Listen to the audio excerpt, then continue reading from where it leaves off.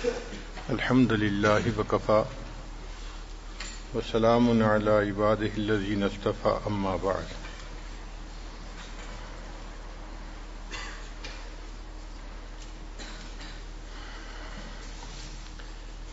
دین اسلام نے نکاح کو عبادت قرار دیا۔ حدیث مبارکہ میں ہے النکاح نصف الایمان، نکاح آدھا ایمان ہے۔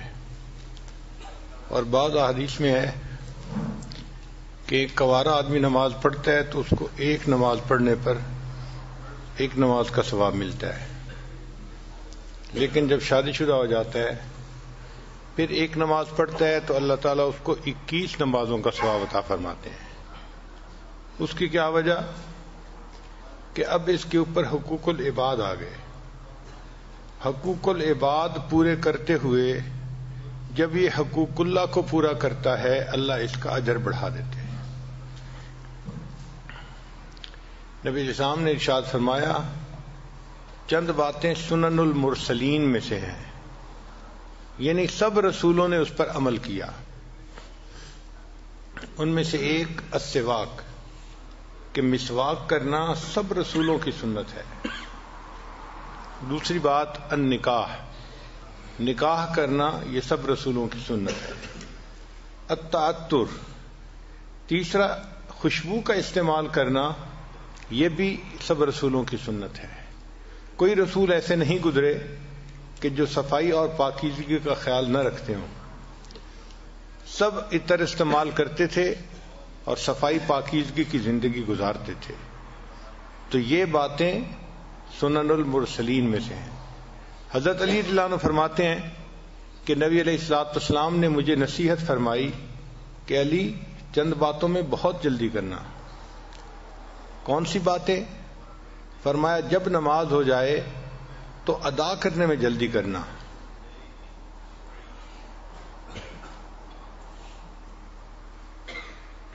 اور دوسرا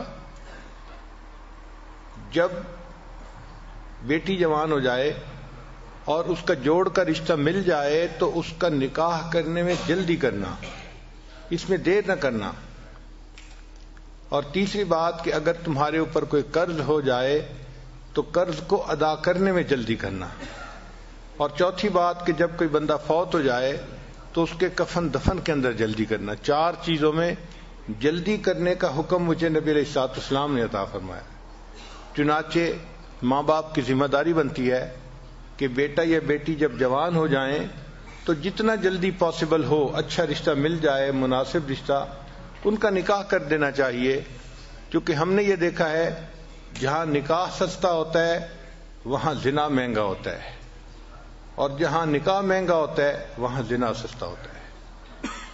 بہت ساری جگہوں پہ بدکاری اس لیے زیادہ ہوتی ہے کہ ماں باپ شادیاں جلدی نہیں کرتے، جس کی وجہ سے نوجوان بچے گمراہی کا شکار ہو جاتے ہیں۔ اب اس کی سزا صرف ان نوجوان بچوں ہی کو نہیں ملتی، بلکہ علماء نے لکھا ہے ان کے ماں باپ کو بھی اس کی سزا ملتی ہے۔ یعنی بدکاری تو کی بچے نے، مگر وہ بدکاری بچے کے نام اعمال میں بھی لکھی گئی، ماں باپ کے بھی نام اعمال میں، چونکہ وہ شادی کر نہیں رہے اس کی۔ تو دیکھیں کہ ماں باپ کو خواہ مخواہ جو ہے وہ عذاب میں گرفتار ہونا پڑے گا، اس لیے کہ وہ وقت پہ اپنے بچوں کا فرض ادا نہیں کریں گے۔ جب شادی ہو جائے تو میاں بیوی کو چاہیے کہ آپس میں بہت الفت محبت کی زندگی گزاریں۔ جتنا محبت پیار کی زندگی گزاریں گے اتنا اللہ تعالیٰ کے ہاں سے ان کو اجر اور ثواب ملے گا۔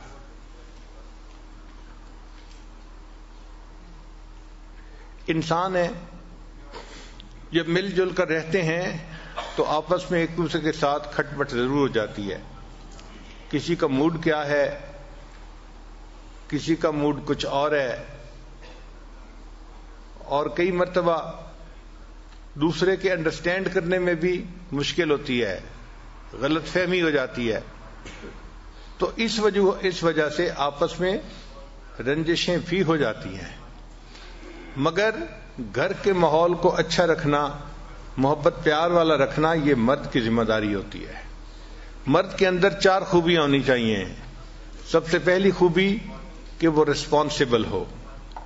بعض نوجوان بہت irresponsible ہوتے ہیں، وہ بیوی کی ذمہ داری نہیں لیتے اپنے اوپر. مثلا گھر کے معاملے میں بیوی کو اپنی ماں کے حوالے کر دیں گے اور بیوی کو کہیں گے بس میری امی کو تم نے خوش رکھنا ہے، خود ایک طرف ہو جائیں گے. اب ایک طرف ایک چھوٹی عمر کی ناتجربہ کار سی بچی ہے اور دوسری طرف جو ساس صاحبہ ہوتی ہیں وہ ماشاء اللہ سبحان اللہ، اس کو کہتے ہیں بہو اناڑی اور ساس کھلاڑی. تو کیا ہوتا ہے کہ وہ بہو چند ہی دنوں میں اس بچی کو ناک آؤٹ کر دیتی ہے اور خاوند اور اس کے درمیان کی ایکویشن کو بھی خراب کر دیتی ہے. ہمارے بڑوں نے یہ لکھا ہے کہ جب شادی کرنے کا وقت ہو تو جس طرح انسان رشتے کے لیے لڑکے کو دیکھتا ہے اسی طرح لڑکے کی والدہ کو بھی دیکھنا چاہیے کہ طبیعت کی کیسی ہے. اگر نیک طبیعت کی ہے اور نرم طبیعت کی ہے تو وہ گھر کو آباد کر لے گی اور اپنے بچے کو بھی گھر آباد کروانا سکھائے گی. ہم نے اپنے گھر میں دیکھا ہے ہماری والدہ صاحبہ ماشاءاللہ بہت نیک طبیعت کی تھیں اور نرم طبیعت کی تھیں، تو ساری زندگی ہم نے اپنے بڑے بھائیوں کو ڈانٹ پڑتے دیکھا. جب ذرا کوئی بات ہوتی تو امی بیٹوں کو ڈانٹتی تھی کہ تم کیوں اس کے ساتھ جو ہے وہ اچھا سلوک نہیں کر رہے، کیوں اس کو خوش نہیں رکھتے. ایک دفعہ میرے ایک بڑے بھائی نے آگے سے لاجک پیش کی، امی آپ دیکھیں اس میں میرا قصور نہیں اس کا قصور ہے. تو پھر امی نے آگے سے جواب دیا کہ مجھے پتہ ہے نا، جب میں رشتہ لینے گئی تھی تو میں نے اس کے ماں باپ کو کہا تھا کہ میں اس بچی کو خوش رکھوں گی، تو میں تو ہمیشہ اس بچی ہی کی سائڈ لوں گی، تمہیں ٹھیک ہونا پڑے گا. تو مجھے پھر اب احساس ہوتا ہے کہ دیکھو ہمارے بڑے اپنے بات کا اپنے بول کا کتنا لحاظ رکھتے تھے، اور واقعی رشتہ جب لینا ہوتا ہے نا اس وقت تو اس طرح بچ کے بات کرتے ہیں کہ جی ہم تو اس بچی کو اپنی بیٹی بنائیں گے اور خوش رکھیں گے اور ہم تو اس کو بہت اچھی طرح سے رکھیں گے. لیکن وہ جو رشتہ مانگتے ہوئے کی کیفیت ہوتی ہے وہ چند دن کی بات ہوتی ہے. جب رشتہ ہو جاتا ہے پھر یوں سمجھ لیتے ہیں کہ یہ کہیں گری پڑی چیز تھی اور اس کا تو کوئی سہارا ہی نہیں تھا اور ہم اس کو اٹھا کے لے آئے، حالانکہ اس کو ماں باپ نے آزاد جنا ہے اور وہ ماں باپ کے ساتھ عزت کی زندگی گزار رہی تھی. تو گھر کے اندر بیوی کو عزت قدر سے رکھنا یہ خاوند کی ذمہ داری بنتی ہے. اس کو کسی کے حوالے کر دینا یہ غلط بات ہے. ہم نے بعض جگہ پہ دیکھا کہ 4 بھائی ہیں اور چاروں کی بیویوں کا کنٹرول ان کی بڑی بہن کے پاس ہے، یعنی بڑی نند جو ہے نا وہ پورے گھر کو کنٹرول کر رہی ہے. اب حیرت ہوتی ہے دیکھ کے کہ بھئی شادی اس کی ہوئی ہے خاوند کے ساتھ اور اس کو حکم جاری ہو رہا ہے کہیں اور سے. حتیٰ کہ اب ان بھائیوں کی بیٹیوں کی شادیاں جب ہوتی ہیں تو ان کے جہیز بھی نند خریدتی ہے. نند نے کہہ دیا یہ لینا ہے تو لینا ہے، نہیں کہہ دیا تو نہیں. جیسے اس کی تو اپنی کوئی مرضی ہے ہی نہیں، حالانکہ اس کی اپنی بیٹی کی شادی ہے مگر نند کے حوالے کر دیا. اب نند راج کر رہی ہے، نہ اس کے سامنے بھائی بول سکتے ہیں نہ اس کے سامنے بھابیاں بول سکتی ہیں. تو اس طرح اپنی بیوی کو ساس کے حوالے کر دینا، نند کے حوالے کر دینا یہ غلط بات ہے. یہ اپنی جگہ بات ٹھیک ہے کہ ساس اور نند کا بڑا احترام ہوتا ہے، مگر ہر چیز کی اپنی ایک لیمٹ ہوتی ہے. میاں بیوی کی اپنی زندگی محبت و پیار سے رہے یہ زیادہ ضروری ہے بنسبت اس کے کہ حکم کسی اور کا چلے. اچھا کئی نوجوان ایسے irresponsible ہوتے ہیں کہ گھر کے کاموں میں دلچسپی نہیں لیتے. مثلا بیوی کب سے کہہ رہی ہے وہ واش روم کا جو شاور ہے نا وہ لیک کر رہی ہے اور پورے واش روم میں ہر وقت پانی رہتا ہے تو پلیز اس کو ٹھیک کروا دیں. ایک دفعہ یاد کروایا، دوسری دفعہ کروایا، تیسری دفعہ کروایا، آہو میں بھول گیا تھا مجھے یاد نہیں رہا تھا. یہ جو آپ کہتے ہیں نا میں بھول گیا تھا مجھے یاد نہیں رہا تھا، یہ چھوٹی سی چیز نہیں ہے. اللہ کے ہاں بہت بڑی کوتاہی لکھی جاتی ہے کہ مرد کو گھر کا کام بتایا جائے اور وہ اس کام کو ذمہ داری سے نہ کروا سکے. بعض تو ایسے شہزادے ہوتے ہیں کہ گارڈننگ کا کام بھی بیوی کے ذمہ لگا دیتے ہیں کہ وہ گارڈننگ کا جو کام ہے وہ مالی سے خود ہی کروا لو. بھئی بیوی آپ کی ہے، پردہ نشیں ہے، نیک ہے، اس کے ذمہ یہ کام کیوں لگا رہے ہو؟ یہ کام تو مرد کا ہے، مرد کو کرنا چاہیے. ہاں تم پلمبر کو بلوا کے یہ کام کروا لو نا. یہیں سے پھر آگے شیطان کو راستہ مل جاتا ہے. تو یہ انتہائی بری بات ہے کہ گھر کے کام ہو اور خاوند اپنی بیوی کے ذمہ لگائے، حالانکہ وہ کام باہر کے ہیں، یعنی باہر کے مردوں نے کرنے ہیں. اور کئی تو ایسے ہیں، ہمیں سننے میں آیا کہ گاڑی خراب ہو جائے تو بیوی کو کہتے ہیں تم ٹھیک کروا کے لے آؤ.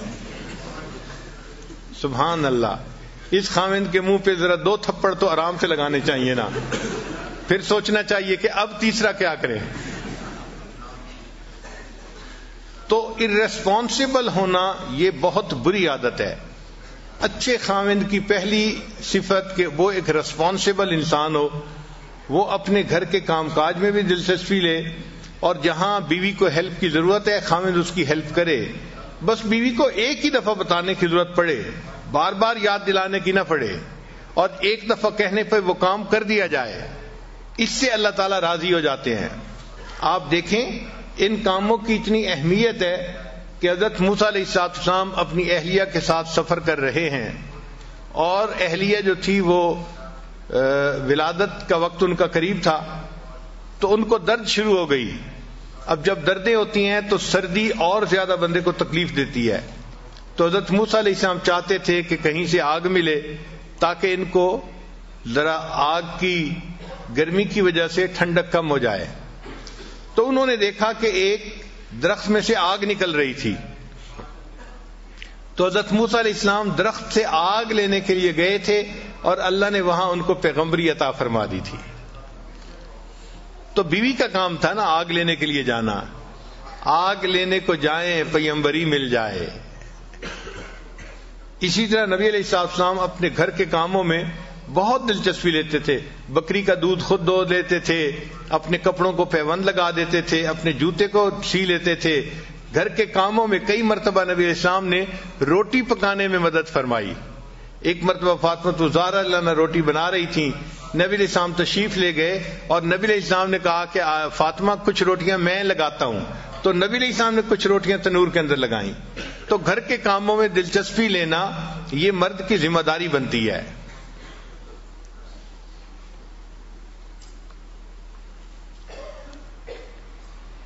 تو سب سے پہلے خاوند کے اندر سینس آف ریسپانسبلٹی ہونی چاہیے.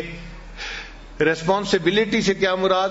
کہ گھر کے کام کاج کو بھی وہ اپنی ذمہ داری سمجھے، پھر گھر کے بچوں کی تربیت کو بھی اپنی ذمہ داری سمجھے. بعض جگہوں پہ ہم نے دیکھا کہ اولاد کو بالکل پوچھتا ہی نہیں باپ، بس ماں کے ذمہ لگا دیا تم ہی ان کو جو ہے نا تربیت دو اور ان کو سکھاؤ. نہیں، مرد کی ذمہ داری ہے.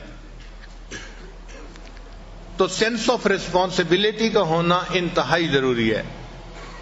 خاوند کو ارریسپانسبل نہیں ہونا چاہیے. اور دوسری بات کہ خاوند کی طبیعت کے اندر فوربیئرنس ہونی چاہیے. فوربیئرنس کہتے ہیں تحمل مزاجی کو. جلد بازی نہیں ہو.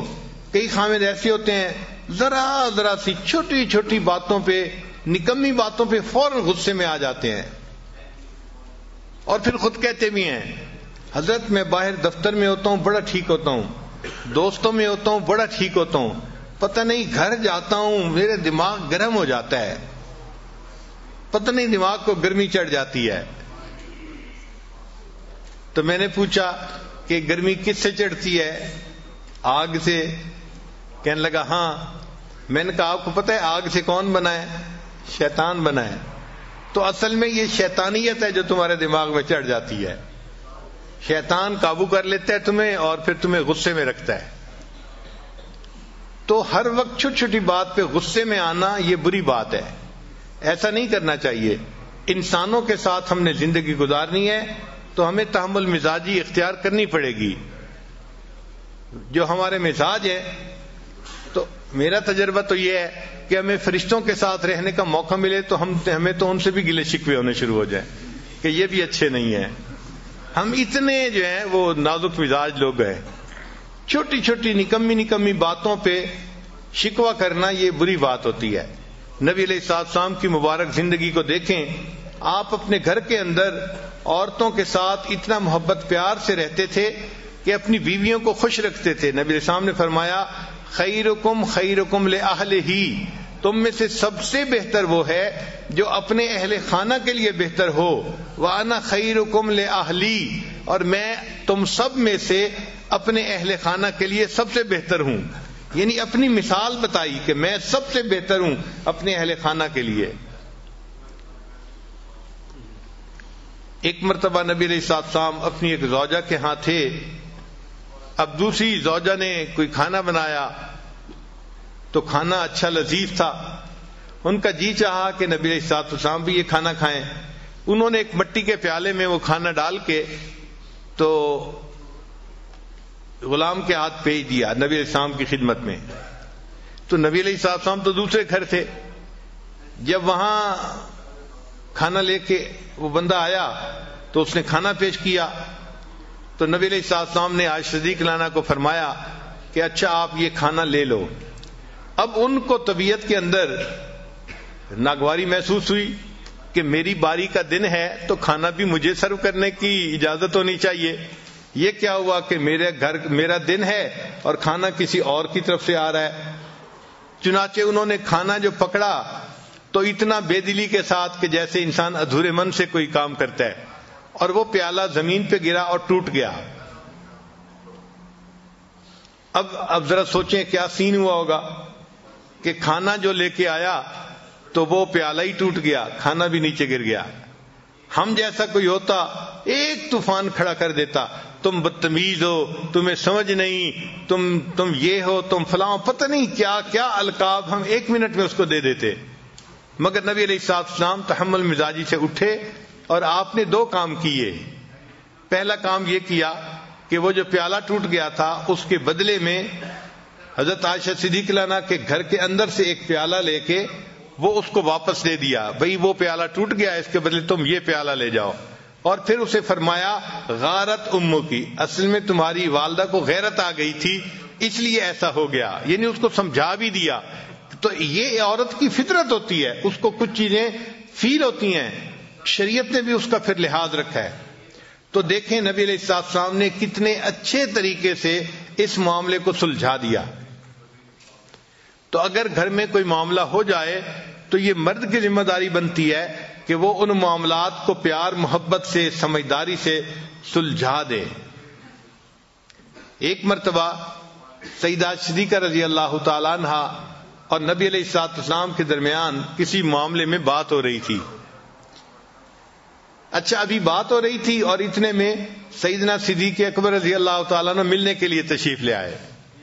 تو نبی علیہ السلام نے فرمایا کہ بہت اچھا، ابو بکر آگے ہیں تمہارے والد ہیں، ہم ان کو ثالث بنا لیتے ہیں کہ یہ ہمارے معاملے کا فیصلہ کر لے. چنانچہ ابو بکر صدیق عنہ کو اندر بلا لیا. وہ اندر تشریف لائے تو دیکھا کہ عائشہ صدیقہ رضی اللہ تعالی عنہا کسی بات پہ نبی علیہ السلام سے ذرا خفا محسوس ہو رہی تھی. چنانچہ نبی علیہ السلام نے فرمایا عائشہ بات پہلے تم کرو گی یا میں کروں؟ یعنی کون پہلے بات کرے گا؟ تو عائشہ رضی اللہ عنہا نے آگے سے جواب دیا آپ پہلے بات کریں مگر جو کہیں سچ سچ کہیں. اب ایک فطرت ہوتی ہے نا، بات ہوتی ہے، تو انہوں نے یہ لفظ کہہ دیے کہ جو کہیں سچ سچ کہیں. اچھا ابو بکر صدیق عنہ تو عاشق صادق تھے، ان کو بڑا غصہ آیا. اچھا نبی علیہ السلام کے سامنے یہ بات کہہ رہی ہے. انہوں نے تو بیٹی تھی نا، تو انہوں نے ایک تھپڑ لگایا عائشہ صدیقہ عنہ کو اور فرمایا کہ تمہارا کیا خیال ہے نبی علیہ السلام سچ نہیں بولیں گے؟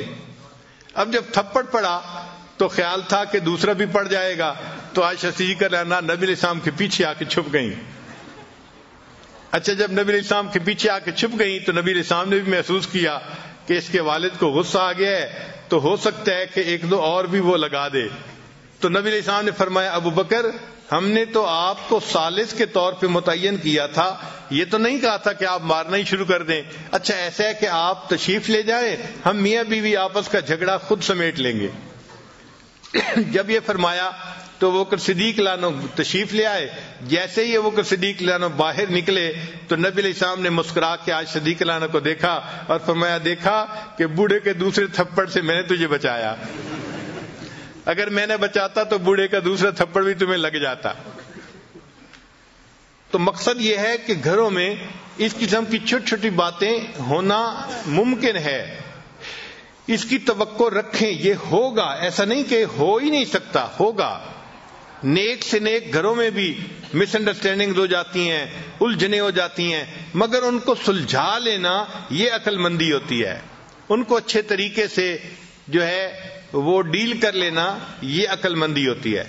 اس کو کہتے ہیں کرائسس مینجمنٹ، اور ہر اچھے خاوند کو کرائسس مینجمنٹ آنی چاہیے، اس کے اندر اتنی سمجھداری ہونی چاہیے کہ اس کرائسس کنڈیشن سے مجھے کیسے نکلنا ہے۔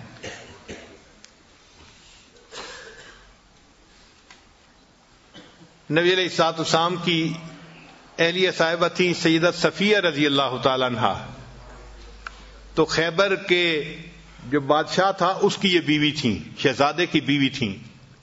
صاف ظاہر ہے کہ جو شہزادے کی بیوی ہو وہ عورتوں میں بہت خوبصورت اور ہنرمند ہوتی ہے، شہزادہ ایسے تو کسی کو بیوی نہیں چنتا۔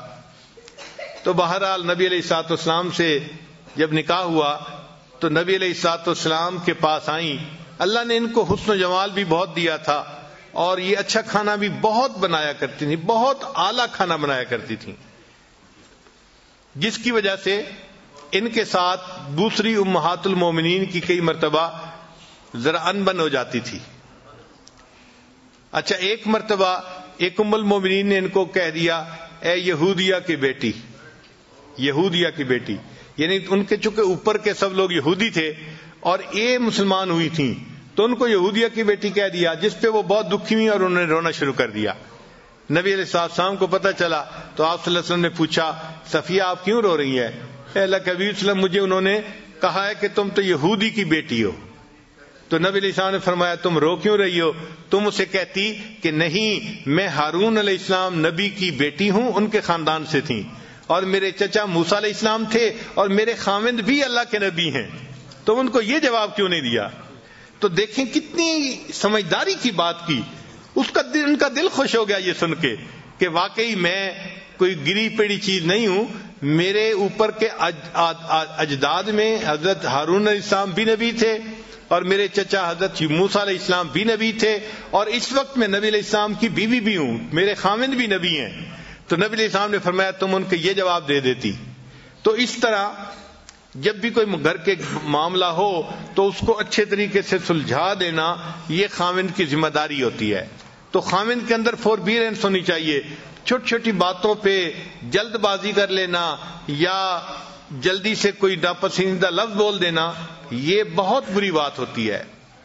ہمارا یہ تجربہ ہے، آج کل کے نوجوان چھوٹی چھوٹی باتوں پہ بیوی کو دھمکی دیتے ہیں، میں تمہیں گھر بھیج دوں گا، میں تمہیں گھر بھیج دوں گا، میں تمہیں طلاق دے دوں گا۔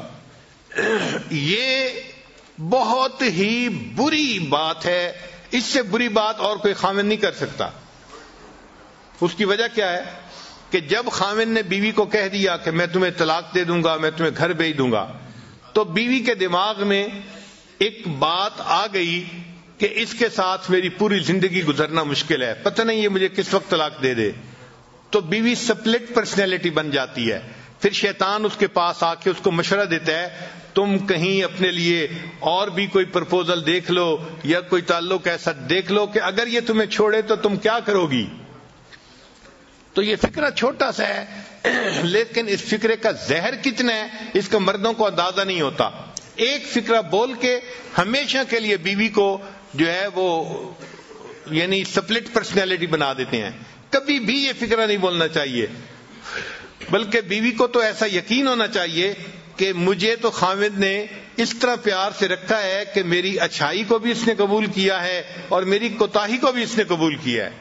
اگر بحیثیت انسان کوئی چھوٹی موٹی کوتاہی ہو جائے تو اس کو قبول کرنا چاہیے۔ ہم انسان ہیں، فرشتے نہیں ہیں۔ اگر بیوی سے کوتاہیاں ہوتی ہیں تو خاوند سے بھی تو ہوتی ہیں۔ اگر خاوند بیوی کے اندر 10 کوتاہیاں گن لے گا تو بیوی اپنے خاوند کے اندر 100 کوتاہیاں گن لے گی۔ نبی علیہ السلام نے اس کا بہترین حل بتایا، ارشاد فرمایا اگر تمہیں اپنی بیوی کی کوئی بات ناپسندیدہ نظر آئے، اگر تمہیں اپنی بیوی کی کوئی بات ناپسندیدہ نظر آئے تو نبی علیہ السلام نے فرمایا پھر اس کی طرف دیکھو، تمہیں اس میں بہت ساری باتیں پسندیدہ بھی نظر آ جائیں گی. تو پسندیدہ چیزیں بھی تو ہوتی ہیں. آخر وہ بچوں کی ماں ہوتی ہے، آخر وہ گھر کے اندر کھانے بناتی ہے، خاوند کے لیے، بچوں کے لیے، سب کے لیے. گھر کو اس نے اتنا صاف ستھرا رکھا ہوتا ہے، اس پر اس کو جان مارنی پڑتی ہے، محنت کرنی پڑتی ہے. خود بخود یہ کام نہیں ہو جاتے. اگر وہ اتنا سب کچھ کر رہی ہے تو اس کو کریڈٹ بھی ملنا چاہیے. باقی رہ گئی بات کہ بھئی چونکہ اس کی جذباتی سوچ ہوتی ہے تو کئی مرتبہ وہ الٹی سیدھی بات بھی سوچ لیتی ہے، کر جاتی ہے. تو تحمل مزاجی سے کام کرنا چاہیے. چنانچہ ایک صاحب تھے، وہ اپنی بیوی کی زبان سے ذرا تنگ تھے. مرد کا ہاتھ قابو میں نہیں ہوتا، عورت کی زبان قابو میں نہیں ہوتی. تو اس نے سوچا کہ میں امیر المومنین حضرت عمر رضی اللہ عنہ کے پاس جاتا ہوں اور ان سے جا کے پوچھتا ہوں کہ میں اس بیوی کا کیا کروں. تو عمر رضی اللہ عنہ تو بڑے جو ہے وہ دبدبے والے اور ہمت والے ہیں. تو صاف ظاہر ہے وہ مجھے کہیں گے کہ ذرا اس کو سیدھا کر دو، تو میں پھر خوب کٹائی کروں گا اس کی. چنانچہ یہ نیت لے کے کہ مجھے پٹائی کا NOC مل جائے گا اور پھر مسئلہ حل ہو جائے گا، وہ حضرت عمر رضی اللہ عنہ کے پاس آئے. ابھی دروازے کے باہر کھڑے تھے کہ وہ سنا کہ حضرت عمر رضی اللہ عنہ سے ان کی بیوی اونچی اونچی زبان میں بات کر رہی تھی، اونچی آواز میں بات کر رہی تھی. اب وہ صحابی تھوڑی دیر تو سنتے رہے اور تھوڑی دیر کے بعد پھر وہ کہنے لگے کہ چلتے ہیں. جب یہی اپنی بیوی سے سن رہے ہیں تو میں ان سے کیا پوچھوں گا. اچھا جب وہ جانے لگے تو عمر رضی اللہ عنہ باہر تشریف لائے. تو عمر رضی اللہ عنہ نے اس سے پوچھا کہ بھائی آپ کیوں جا رہے ہیں؟ اس نے کہا جی میں ایک بات پوچھنے آیا تھا، لیکن آپ ہی کے ساتھ وہی کچھ بیت رہا ہے جو میرے ساتھ بیتتا ہے، تو میں آپ سے کیا پوچھتا.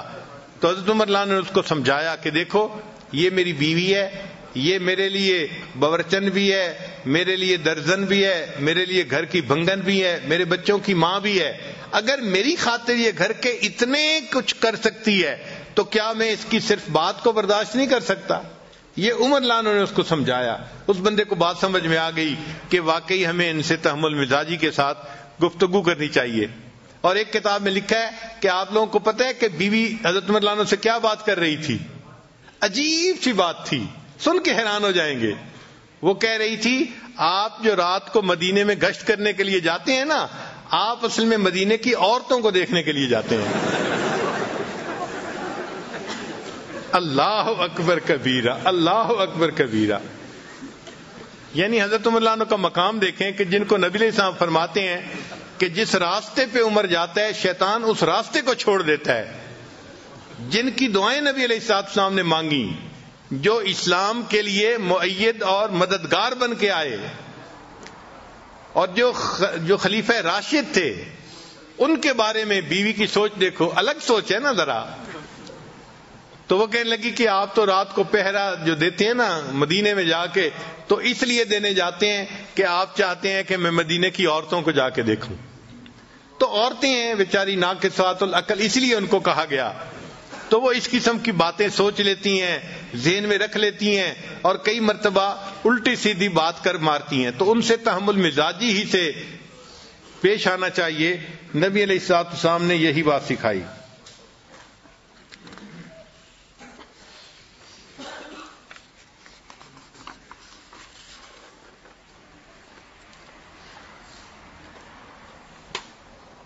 تو پہلی بات کہ خاوند کے اندر سینس آف ریسپانسبلٹی ہونی چاہیے، اور دوسری بات کہ خاوند کے اندر فوربیئرنس ہونی چاہیے، اور تیسری بات کہ خاوند کو چاہیے کہ اپنی بیوی کی بات کو سنے. یہ ایک ایسی غلطی ہے جو آج کے زمانے میں بہت سارے لوگ کرتے ہیں. فرصت ہی نہیں ہوتی بیوی سے بات سننے کی. حالانکہ اللہ تعالیٰ نے بیوی کی وائرنگ ہی ایسی کی ہے کہ جب خاوند شام کو گھر آتا ہے تو وہ اپنے گھر کی ساری کارگزاری سنائے بغیر نہیں رہ سکتی. وہ بات اس کے منہ سے نکلنی ہی ہوتی ہے. لیکن خاوند اگر اس کی بات نہیں سنتا تو پھر اس کا نقصان ہوتا ہے. اس نے بات تو کرنی ہے، وہ پھر یا اپنی کسی کلاس فیلو سے کرے گی، یا بہن سے کرے گی، یا اپنی والدہ سے کرے گی. اور جب وہ کسی تیسرے سے بات کرے گی تو ان کے مشورے ضروری نہیں کہ کوئی بہت مناسب ہوں اور جچے تلے ہوں، وہ الٹے سیدھے مشورے بھی ہو سکتے ہیں۔ ہمارے حضرت رحمۃ اللہ فرمایا کرتے تھے کہ میاں بیوی آپس میں ایک دوسرے کی وجہ سے کبھی نہیں جھگڑتے، ہمیشہ تیسرے کی وجہ سے جھگڑے ہوتے ہیں۔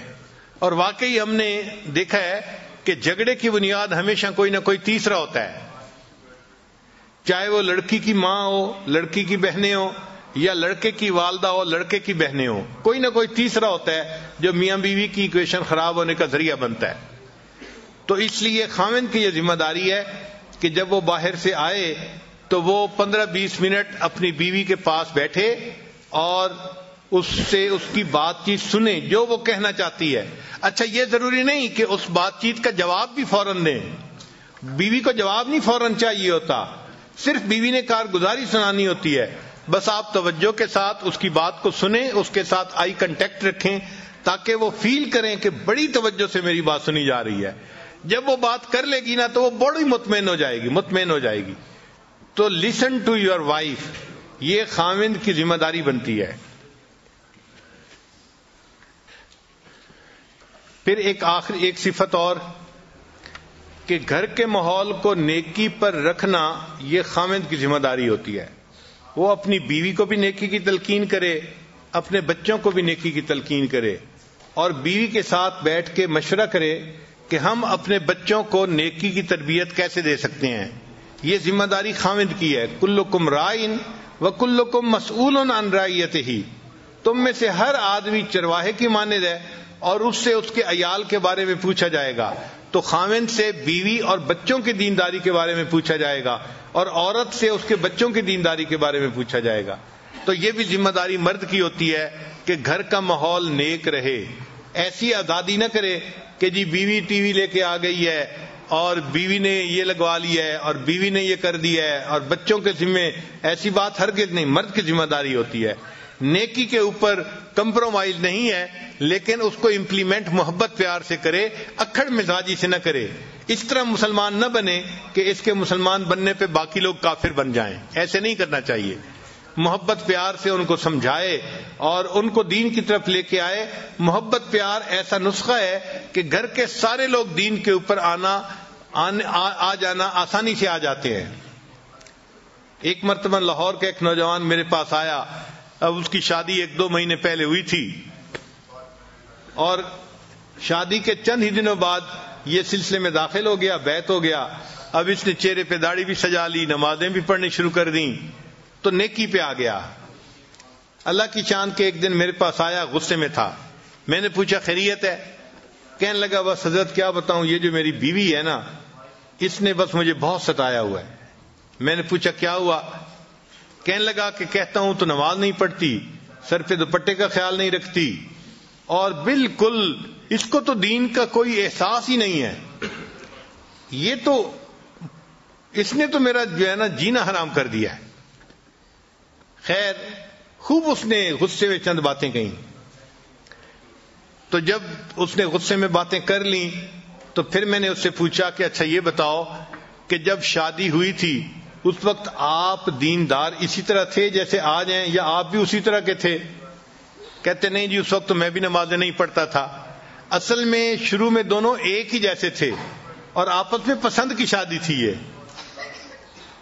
تو میں نے کہا کہ بھائی آپ بھی اسی جیسے تھے اور آپ بھی نمازیں نہیں پڑھتے تھے، تو آپ نے ایسی ہی بیوی پسند کی، تو بیوی تو وہی ہے نا، کوئی بدلی تو نہیں ہے، مگر فرق یہ پڑا کہ آپ نے اس مجلس میں آنا شروع کیا اور آپ نے دین کی باتیں سنی تو آپ نے دین کو قبول کر لیا، اور اب آپ کی زندگی نیکی دین والی بن گئی ہے۔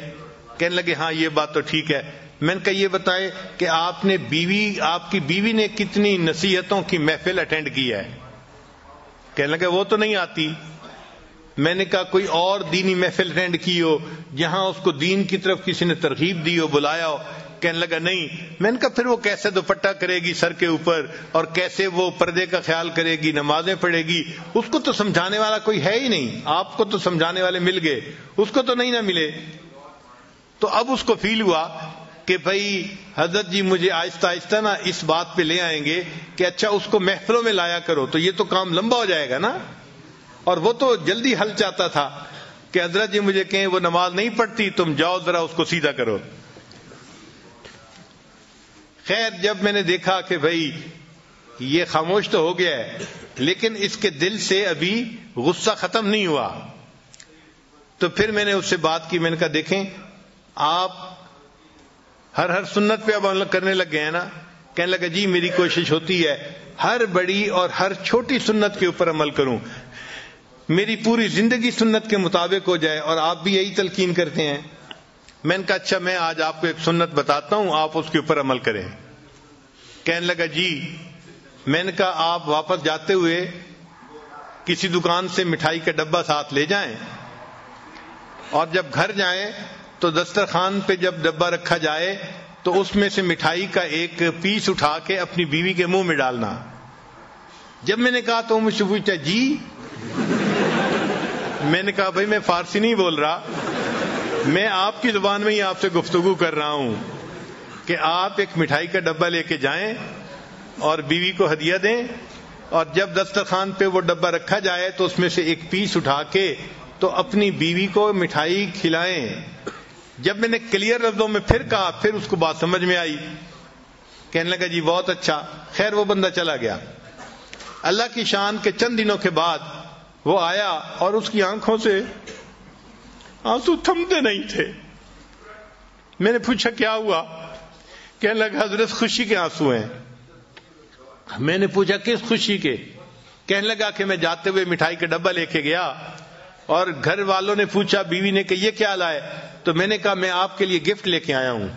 تو بڑی حیران ہوئی، اچھا آپ میرے لیے گفٹ لے کے آئے ہیں؟ میں نے کہا ہاں۔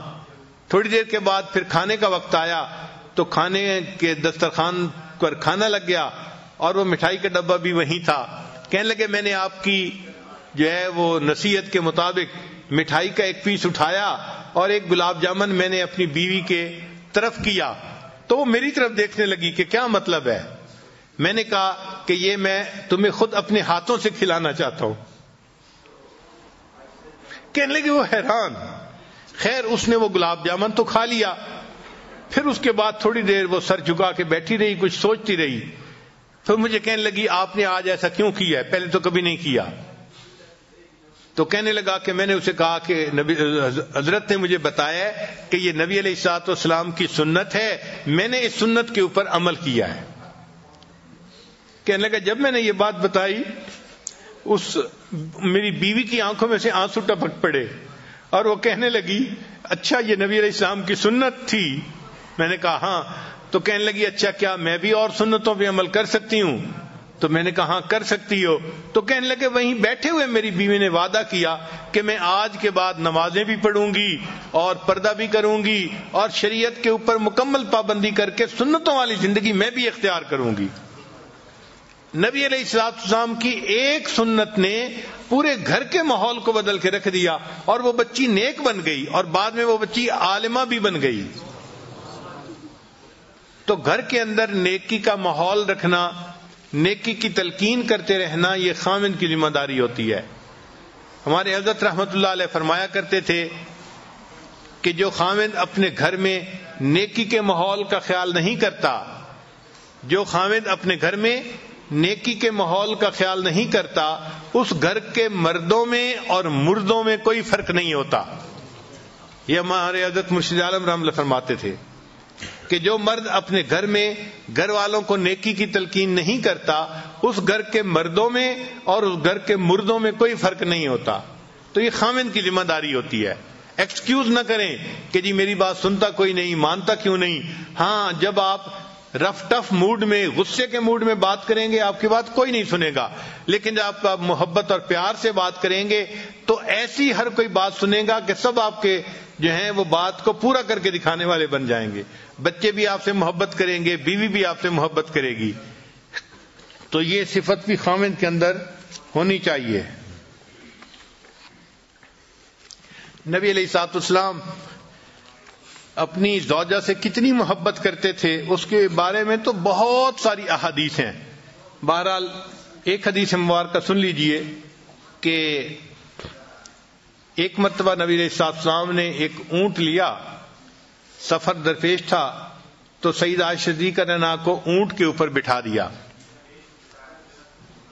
اللہ کی شان کہ وہ اونٹ نیا تھا، ذرا بدک گیا اور بھاگ کھڑا ہوا۔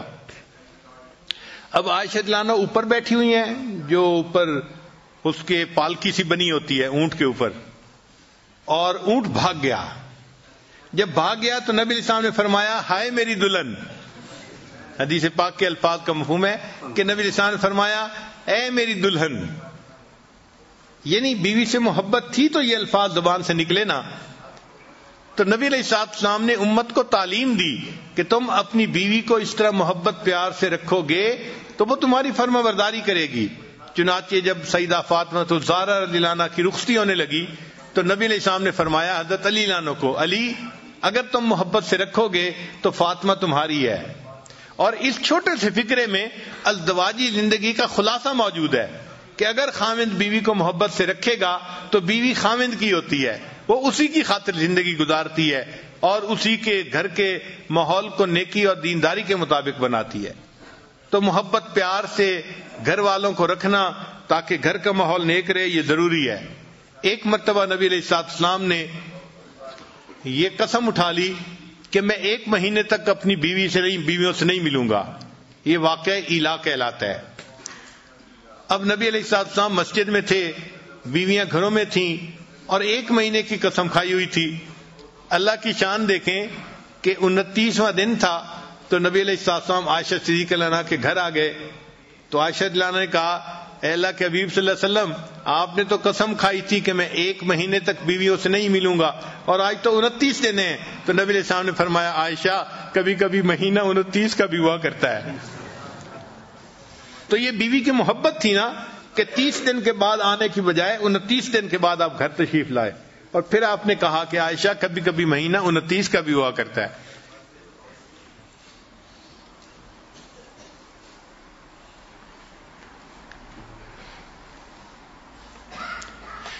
ایک مرتبہ صدیق اللہ نے پوچھا اے اللہ کے حبیب صلی اللہ علیہ وسلم، آپ کو مجھ سے محبت کس طرح کی ہے؟ تو نبی علیہ السلام نے جواب میں فرمایا کہ جس طرح رسی کی گانٹھ ہوتی ہے، ایسی گانٹھ کہ جس کو جتنا کھینچا جائے وہ اتنی مضبوط ہوتی چلی جاتی ہے۔ تو میری محبت بھی آپ کے ساتھ ایسی ہے کہ جتنا اس کو کھینچا جائے یہ اتنی مضبوط ہوتی چلی جاتی ہے۔ چنانچہ جب ایسی آیات اتری جن میں امہات المومنین کو اختیار دیا گیا تھا کہ یا تو وہ نبی علیہ السلام کے ساتھ رہیں یا پھر ان کو دنیا کی سب نعمتیں دے دی جائیں گی، اس کو آیت تخییر کہتے ہیں۔ تو نبی علیہ السلام نے بتایا سب کو، مگر نبی علیہ السلام سمجھتے تھے کہ عائشہ صدیقہ عمر میں چھوٹی ہیں، ایسا نہ ہو کوئی جلد بازی کا فیصلہ کر لے۔ تو نبی علیہ السلام نے امہات المومنین کو یہ بات بتائی کہ اللہ نے آپ لوگوں کو اختیار دیا ہے، آپ دونوں اس میں ایک چیز کو چن لے، فیصلہ کر لیں، مگر عائشہ آپ کو میں بتا رہا ہوں کہ آپ اکیلی فیصلہ نہ کرنا، آپ اپنے ماں باپ سے مشورے کے بعد فیصلہ کرنا۔ کیونکہ نبی علیہ السلام کو یقین تھا کہ جب یہ اپنے والد ابوبکر صدیق رضی اللہ عنہ سے مشورہ کرے گی تو وہ ان کو یہی کہیں گے کہ تم جو ہے غربت تنگی کو برداشت کر لو اور نبی علیہ السلام کے ساتھ ہی رہو۔ تو جب انہوں نے نبی علیہ السلام نے فرمایا کہ تم اپنے والدین سے مشورے کے بعد فیصلہ کرنا، تو عائشہ صدیقہ رضی اللہ عنہا مسکرائیں اور کہنے لگیں آپ کے بارے میں فیصلہ کرنے کے لیے مجھے کسی اور سے پوچھنے کی کوئی ضرورت نہیں، میں تنگی ترشی کو برداشت کر لوں گی، میں آپ کو اختیار کرتی ہوں، مجھے کسی اور چیز کی ضرورت نہیں ہے۔ تو عائشہ صدیقہ نے اس جواب کو سن کے پھر باقی تمام ازواج مطہرات نے بھی نبی علیہ السلام کو چن لیا۔ تو محبت دونوں طرف سے ہو، خاوند کی طرف سے بیوی سے محبت ہو اور بیوی کی طرف سے خاوند کے ساتھ اس کو محبت ہو۔ نبی علیہ السلام کی یہ کامیاب ازدواجی زندگی ہمیں اس بات کی تعلیم دیتی ہے ہم اپنے گھروں میں اگر چاہیں تو جنت کا ماحول بنا سکتے ہیں۔ سچی بات یہ ہے اتنا پرسکون ہوتا ہے گھر کہ انسان کو گھر میں جنت کا مزہ آتا ہے، سب نیکی پہ چلنے والے، سب نیکی کرنے والے، سب اتفاق رائے کے ساتھ زندگی گزارنے والے، بیوی خاوند کی تعریفیں کر رہی ہوتی ہے، خاوند بیوی کی تعریفیں کر رہا ہوتا ہے، اور دونوں اللہ کو راضی کرنے کے لیے اپنی کوششیں کر رہے ہوتے ہیں۔ یہ ہے اصل کامیاب زندگی کہ ہمارے گھر جنت کی تیاری کے جو ہے وہ مراکز بن جائیں، ہمارے گھر کا ہر فرد جنت کی تیاری میں لگا ہوا ہو، نیک اعمال میں لگا ہوا ہو۔ اور یہ چیز تب ممکن ہے جب خاوند اپنی بیوی کو محبت پیار سے رکھے گا. اگر خاوند یہ سمجھتا ہے کہ میں ڈانٹ ڈپٹ کے ذریعے سے بیوی سے بات منوا لوں گا تو یہ بات جو ہے خیالست و محالست و جنو، یہ بات ایسی نہیں ہوتی. ہمارے حضرت مرشد عالم رحمۃ اللہ فرمایا کرتے تھے کہ جو شخص پیار کے ذریعے اپنی بیوی کا دل نہ جیت سکا، جو شخص پیار کے ذریعے اپنی بیوی کا دل نہ جیت سکا، یہ شخص تلوار کے ذریعے بھی بیوی کا دل نہیں جیت سکتا. جو شخص پیار کے ذریعے اپنے بیوی کا دل نہ جیت سکا، یہ شخص تلوار کے ذریعے بھی بیوی کا دل نہیں جیت سکتا. تو پیار و محبت ہی ہے جس کی وجہ سے آپس میں الفتیں بڑھتی ہیں اور ایک دوسرے کی قدر دل میں آتی ہے اور انسان اچھی زندگی گزارتا ہے. چنانچہ ہم ازدواجی زندگی کے بارے میں ریسرچ ڈھونڈ رہے تھے تو ہم نے سینکڑوں کتابیں دیکھی اور سینکڑوں ریسرچ پیپر دیکھے، اور ایک ریسرچ پیپر کے اندر عجیب ریسرچ دیکھی. لکھا ہوا تھا کہ جو خاوند دن میں 5 مرتبہ اپنی بیوی کو محبت کا میسج دے، محبت کے میسج سے آگے مراد اس کو بوسہ لے، اس کے ہاتھ کو پکڑے، اس کے سر پہ ہاتھ رکھے، یا اس کو کوئی ہنسی مذاق کی بات سنائے، یا اس کو اس کے ایسے نام سے پکارے جس نام کو وہ پسند کرتی ہو.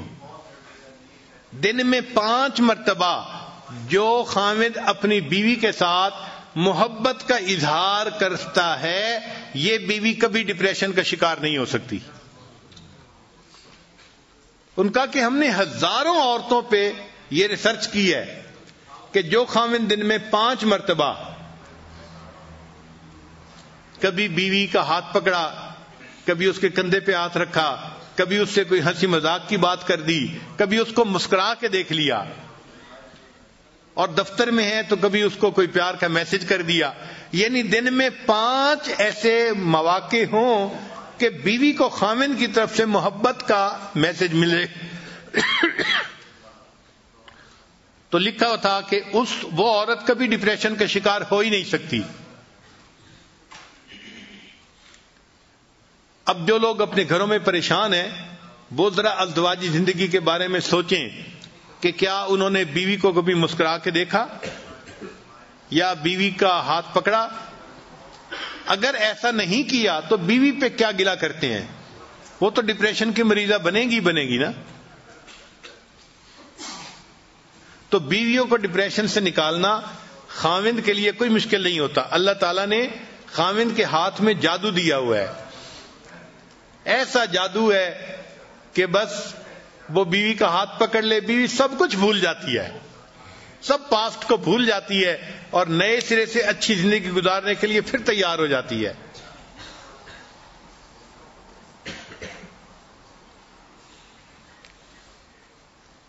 بیوی کو منانے کے لیے نہ تعویذوں کی ضرورت ہے نہ کچھ عملیات کی ضرورت ہے. بیوی کو خوش رکھنے کے لیے صرف پیار کی ضرورت ہے، محبت کی ضرورت ہے.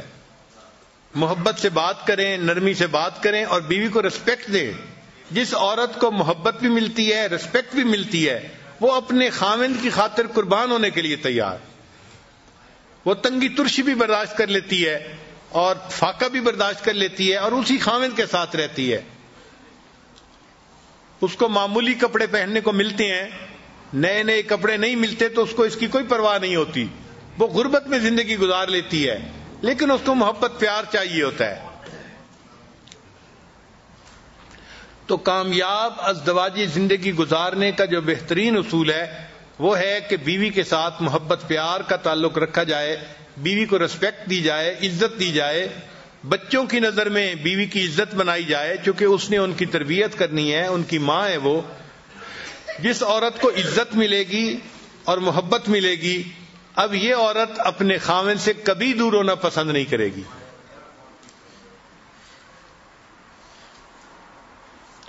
چنانچہ بعض لوگ بڑے غریب ہوتے ہیں، دیہاتوں میں ان کے گھروں کے اندر کھانے کو نہیں ہوتا، پینے کو نہیں ہوتا. ایک سوٹ میں عورت پورا سال گزارتی ہے، یعنی ایک جوڑا بنایا اور اسی ایک جوڑے میں وہ بیچاری پورا سال گزارتی ہے.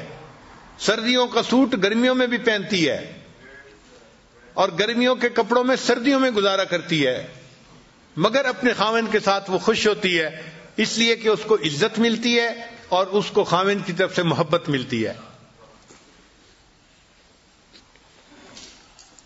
چنانچہ ایک میاں بیوی بہت غریب تھے، خاوند بیچارہ مزدوری کرتا تھا اور گھر کا خرچہ چلاتا تھا، مگر میاں بیوی آپس میں محبت بہت تھی۔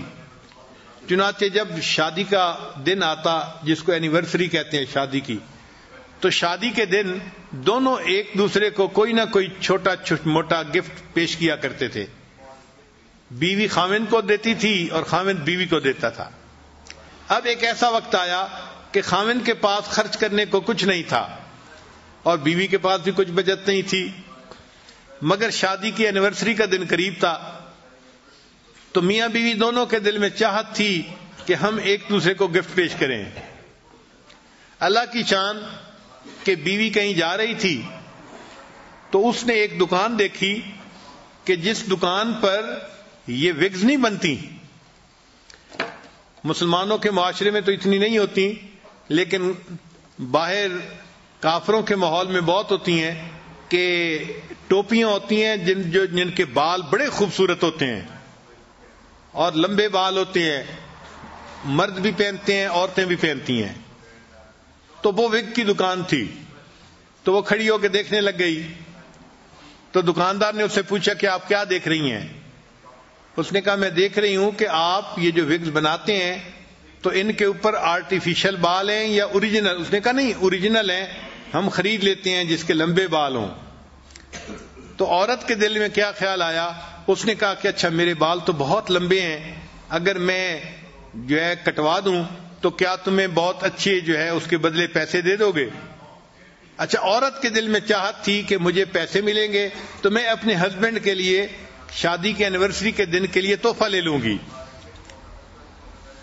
خیر، اس دکاندار نے اسے کہا کہ اگر تم بال اپنے کٹوا دو تو ہم اس کے بدلے تمہیں اتنے پیسے دے دیں گے۔ اچھا، اس نے اپنے بال کٹوا دیے اور چھوٹے چھوٹے بال رہ گئے، لمبے بال ختم ہو گئے، اور اس نے اب اس کے بدلے کچھ پیسے اس سے لے لی۔ اب وہ سوچنے لگی کہ میں خاوند کے لیے کیا تحفہ لے کے جاؤں۔ اس کے خاوند کے پاس ایک گھڑی تھی، جیسے گول گھڑی پہلے بوڑھوں کے پاس ہوتی تھی نا، ایک تو ہوتی ہے نا ہاتھ پہ باندھنے والی پٹے کے ساتھ، ایک ہوتی ہے جیب والی گھڑی۔ تو اس کے خاوند کے پاس وہ جیب والی گھڑی تھی، مگر اس کی چین نہیں تھی، تو وہ اس گھڑی کو جیب میں ڈالتا تھا اور پھر کبھی کبھی نکالتا تھا۔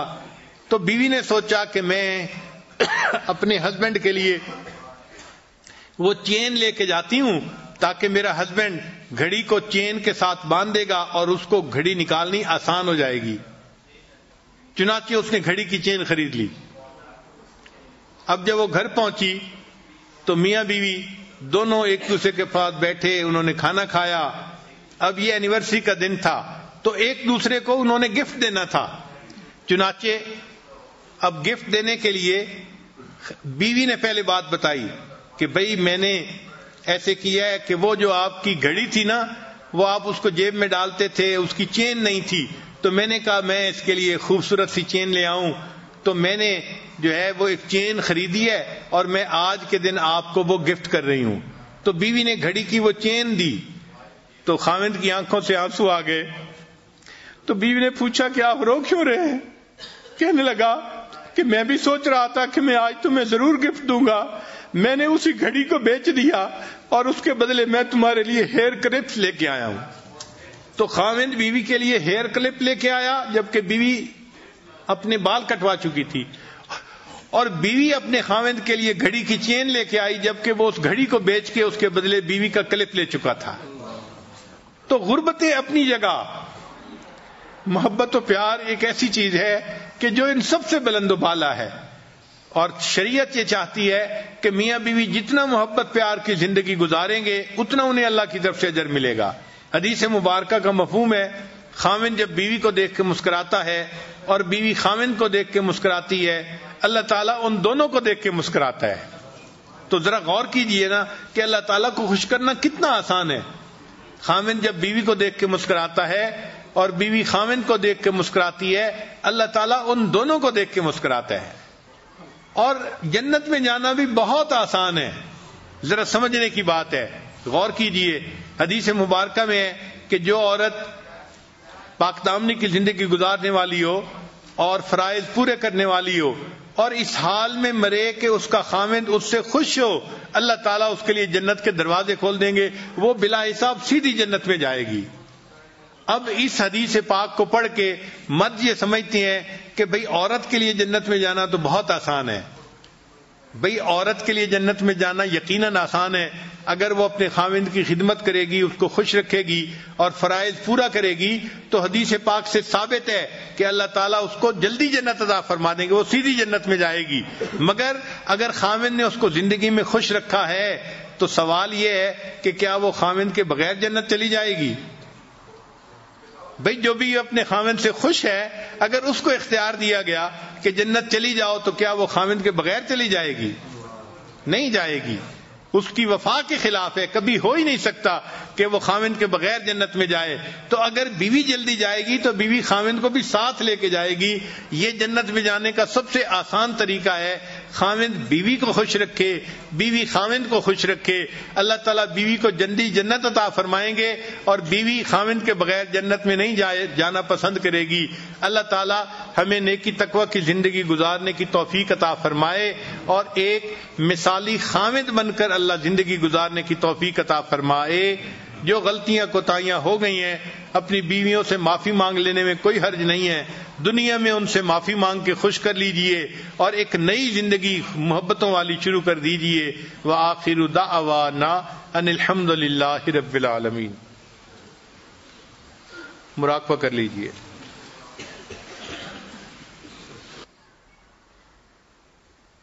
لا الہ الا اللہ محمد الرسول اللہ۔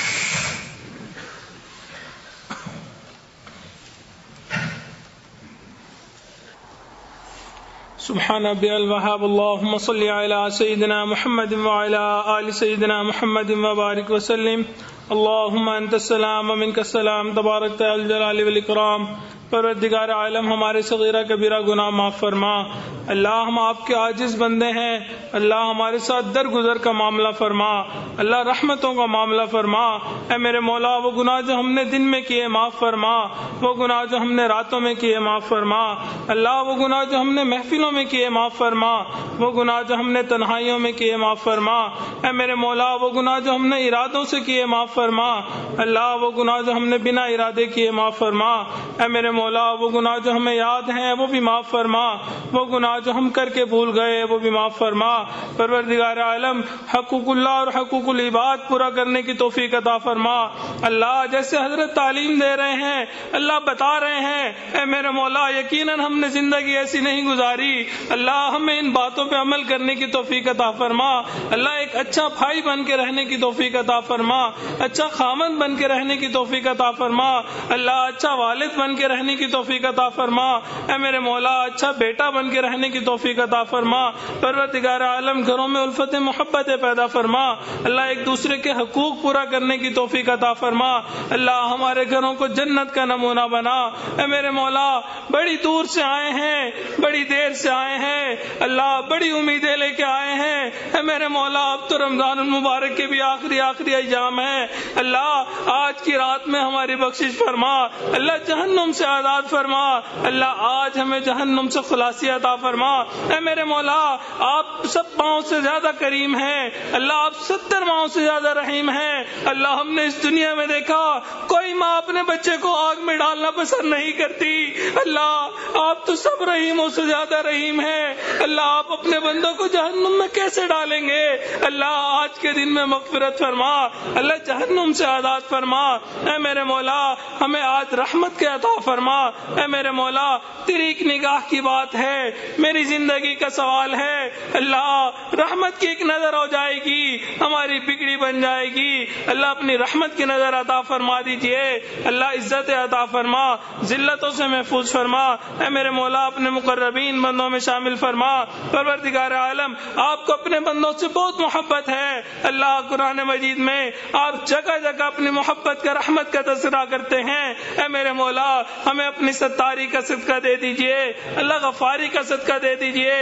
اے میرے مولا ہم آپ کے ناز نخروں میں پلے ہوئے بندے ہیں اللہ، ہم سے چند کلوں کا بوجھ نہیں اٹھایا جاتا۔ اے میرے مولا قیامت کے دن گناہوں کے پہاڑ کیسے اٹھائیں گے؟ اے میرے مولا ہمارے گناہوں کو معاف فرما اللہ، ہمارے سے تو دھوپ کی گرمی برداشت نہیں ہوتی، جہنم کی گرمی کیسے برداشت کریں گے؟ اے میرے مولا ہمارے ساتھ رحمت کا معاملہ فرما۔ پروردگار عالم قیامت کے دن بہت سخت دن ہوگا اللہ، وہاں تو انبیاء بھی کھڑے تھرا رہے ہوں گے۔ اے میرے مولا اگر آپ نے وہاں ہمارا حساب کتاب شروع کر دیا اللہ، ہمارے پاس تو پہلے ہی کوئی عمل نہیں اللہ، ہم آپ کو کیا دکھائیں گے؟ اے میرے مولا بنا حساب کتاب جنت عطا فرما۔ پروردگار عالم جہنم سے ہمیں محفوظ فرما۔ اے میرے مولا ہم دنیا میں اس وقت میں آئے کہ آپ کے محبوب کی زیارت نہ کر سکے۔ پروردگار عالم بہت حسرت ہے اس چہرے کو دیکھیں جسے آپ نے والضحیٰ کہا، ان زلفوں کو دیکھیں جنہیں آپ نے واللیل کہا اللہ، ہمیں قیامت کے دن ان کا دیدار عطا فرما۔ اے میرے مولا ہم نے اپنے بڑوں سے سنا ہے قیامت کے دن آپ کچھ لوگوں کو اندھا کھڑا کریں گے اللہ، اگر آپ نے ہمیں اندھا کھڑا کر دیا اللہ، ہم وہاں بھی دیدار نہ کر سکیں گے۔ اے میرے مولا دوہری محرومی سے محفوظ فرما اللہ، دوہری محرومی سے محفوظ فرما اللہ، نبی علیہ الصلوۃ والسلام کا دیدار عطا فرما اللہ، ان کے ہاتھوں سے کوثر کا جام عطا فرما اللہ، ان کی شفاعت عطا فرما، ان کے جھنڈے تلے جمع ہونے کی توفیق عطا فرما۔ پروردگار عالم ہمارے ساتھ رحمت کا معاملہ فرما۔ اے میرے مولا موسیٰ علیہ الصلوۃ والسلام فرعون کی طرف جا رہے تھے، آپ نے انہیں کہا تھا قولا لہ قولا لینا، اس سے نرم گفتگو کرنا۔ اے میرے مولا وہ شخص جو انا ربکم الاعلی کہتا تھا، آپ اس کے ساتھ نرمی کا معاملہ کرنے کا فرماتے ہیں۔ اے میرے مولا اس مجمع میں جتنے لوگ موجود ہیں دن میں کئی مرتبہ سجدے میں سر رکھ کے سبحان ربی الاعلی کہتے ہیں اللہ، یہ تو آپ کے چاہنے والے ہیں، آپ کے ماننے والے ہیں۔ اے میرے مولا مان جائیے اللہ، مان جائیے اللہ، مان جائیے پیارے اللہ، مان جائیے اللہ، اگر نہیں ماننا اللہ پھر بھی مان جائیے۔ اے میرے مولا دنیا کے فقیر کو دیکھا، ایک دروازے پہ نہ جائے، نہیں کھلے دوسرے پہ چلا جاتا ہے، دوسرا نہ کھلے تیسرے پہ چلا جاتا ہے اللہ، اس کا تو کوئی مسئلہ نہیں، مسئلہ تو ہمارا ہے، ہمارے پاس آپ کے در کے سوا کوئی دوسرا در نہیں۔ اے میرے مولا ہمیں ہمیشہ اپنے در سے عطا فرما اللہ۔ ہم نے رمضان کا فقیر کو دیکھا، گھر سے جب مانگنے کے لیے نکلتا ہے بچوں کو تسلی دے کے جاتا ہے، بچوں واپس آؤں گا، رمضان کا گداگر ہوں، کچھ نہ کچھ لے کے آؤں گا، فاقہ ختم ہو جائے گا اللہ، وہ اس امید کے ساتھ دروازہ کھٹکھٹاتا ہے۔ اے میرے مولا اگر دروازہ کھل گیا میرے بچوں کا فاقہ ختم ہو جائے گا اللہ، ہم بھی رمضان کے فقیر موجود ہیں، آپ کا دروازہ کھٹکھٹاتے ہیں، اگر آپ کا دروازہ کھل گیا اللہ ہماری بگڑی بن جائے گی اللہ، قبول کر لیجئے اے میرے مولا، قبول فرما دیجئے۔ پروردگار عالم اپنے نیک لوگوں میں شامل فرما دیجئے۔ اے میرے مولا ہمارے والد بھی آپ کے در کے منگتے ہیں اللہ، والدہ بھی آپ کے در کی منگتی ہے اللہ، ہمارے دادا بھی آپ کے در کے منگتے تھے اللہ، ہم نے اس دنیا میں دیکھا لوگ نسلی غلاموں کو لحاظ کر لیتے ہیں اللہ، ہم تو آپ کے نسلی غلام ہیں اللہ، لحاظ فرما دیجئے اے میرے مولا، لحاظ فرما لیجئے اللہ، لحاظ فرما لیجئے۔ پروردگار عالم آج تاک رات ہے اللہ، اس رات کی برکت سے ہماری مغفرت فرما دیجئے اللہ، ان نیک لوگوں کی محفل کی برکت سے ہماری مغفرت فرما دیجئے اے میرے مولا۔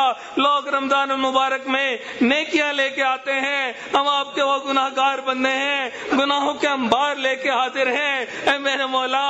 بنی اسرائیل کا بندہ 100 بندوں کا قاتل تھا، نیکوں کی بستی کی طرف چلا تھا اللہ، راستے میں فوت ہو گیا، آپ نے اس کو جنت عطا فرما دی اللہ، ہم تو نیکوں کی محفل میں پہنچ گئے ہیں اللہ بخشش عطا فرما دیجئے، اللہ بخشش عطا فرما دیجئے، اللہ تمام گناہوں کو معاف فرما دیجئے، اے میرے مولا رحمت کی ایک نگاہ عطا فرما دیجئے، اللہ ہم چاہیں نہ چاہیں پیشانی کے بالوں سے پکڑ کر نیکی تقوی اختیار کرنے کی توفیق عطا فرما، اے میرے مولا کبھی بھی بے سہارا نہ فرما، کبھی بھی بے آسرا نہ فرما، کبھی اپنے در سے دور نہ فرما، اللہ در در کے دھکے کھانوں سے محفوظ فرما، اے میرے مولا ہمارے علم میں برکتیں پیدا فرما، عمل میں برکتیں پیدا فرما، رزق میں برکتیں پیدا فرما، کام کاروبار میں برکتیں پیدا فرما، اللہ قدم قدم اپنی برکتیں شامل حال فرما، اللہ ہمیں مرضوں سے محفوظ فرما، قرضوں سے محفوظ فرما، جان مال کی حفاظت فرما، عزت آبرو کی حفاظت فرما، اللہ ہمارے ایمان کی حفاظت فرما، اے میرے مولا ہم نے اس دنیا میں دیکھا بچہ چلتے چلتے تھک جائے ابو کو کہتا ہے ابو اٹھا لیجئے اب میں مزید نہیں چل سکتا، والد اٹھا لیتا ہے، اللہ اب ہم شیطان سے لڑتے لڑتے تھک چکے ہیں، اللہ اپنی رحمت کا سہارا دے دیجئے، اللہ اپنی ستاری کا سہارا دے دیجئے، اللہ اپنی غفاری کا سہارا دے دیجئے، اے میرے مولا مان جائیے، پروردگار عالم مان جائیے، اللہ ہم نے اس دنیا میں دیکھا بچے کے پاس اگر کوئی قیمتی چیز ہو بڑوں کے پاس امانتاً رکھوا دیتا ہے، آپ کی اس کی حفاظت کر لیجئے، میں حفاظت نہیں کر سکوں گا، اللہ ہمارا ایمان بہت قیمتی ہے، شیطان ہر وقت اس پر ڈاکہ ڈالنے پہ لگا ہے، اللہ جب ہمارے مرنے کا وقت آئے ہمیں کلمے پہ موت عطا فرما، اللہ ایمان کے ساتھ جانے کی توفیق عطا فرما، اللہ دینداری والی زندگی گزارنے کی توفیق عطا فرما، اللہ نیکوکاروں والی زندگی گزارنے کی توفیق عطا فرما،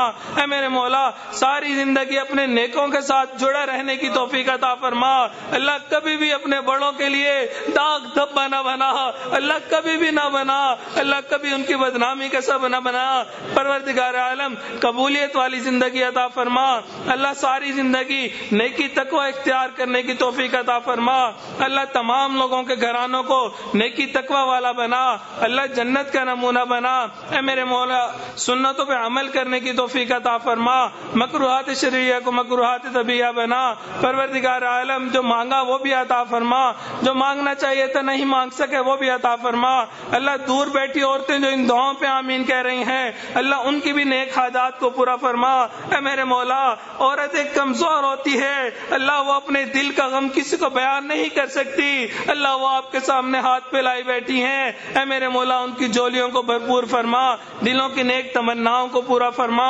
نیک حاجات کو پورا فرما، پروردگار عالم ہمیں مانگنا نہیں آتا مانگنے کا طریقہ عطا فرما، اے میرے مولا جو مانگا وہ بھی عطا فرما، جو مانگنا چاہیے تھا نہیں مانگ سکے وہ بھی عطا فرما، پروردگار عالم نبی علیہ الصلوۃ والسلام نے جو خیر مانگی وہ عطا فرما، جن چیزوں سے پناہ مانگی ہمیں بھی پناہ عطا فرما، پروردگار عالم حضرت جی کی زندگی میں برکت عطا فرما، اللہ ان کی صحت میں برکت عطا فرما، اللہ ہمیں ان کی قدردانی کی توفیق عطا فرما، اے میرے مولا ہمیں بے قدرہ ہونے سے محفوظ فرما، اللہ ہمیں بے قدرہ ہونے سے محفوظ فرما، اللہ ہماری طرف سے ہمارے حضرت کو بہترین اجر و بدلہ عطا فرما، پروردگار عالم ہمارے نبی علیہ الصلوۃ والسلام کو جتنے لوگوں کی طرف سے بہترین اجر و بدلہ گیا اللہ اس سے بھی بہترین اجر و بدلہ ہماری طرف سے عطا فرما، اللہ ہمیں اپنے مقربین بندوں میں شامل فرما، اے میرے مولا ہمارے عزیز اقارب مشائخ رشتہ دار جو اس دنیا سے فوت ہو گئے ان کی مغفرت فرما، جن کے آپ نے مغفرت کر دی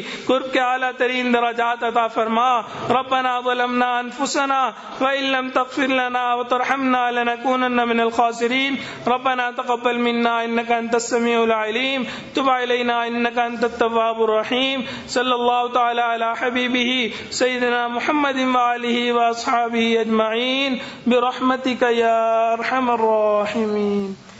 مزید اسلامک ویڈیوز اور اچھی دعاؤں کے لیے ہمارے چینل کو سبسکرائب کریں، ویڈیو اچھی لگی تو دوستوں کے ساتھ شیئر ضرور کیجیے گا۔ ملتے ہیں نیکسٹ ویڈیو کے ساتھ، تب تک کے لیے اجازت چاہتے ہیں، والسلام علیکم ورحمۃ اللہ۔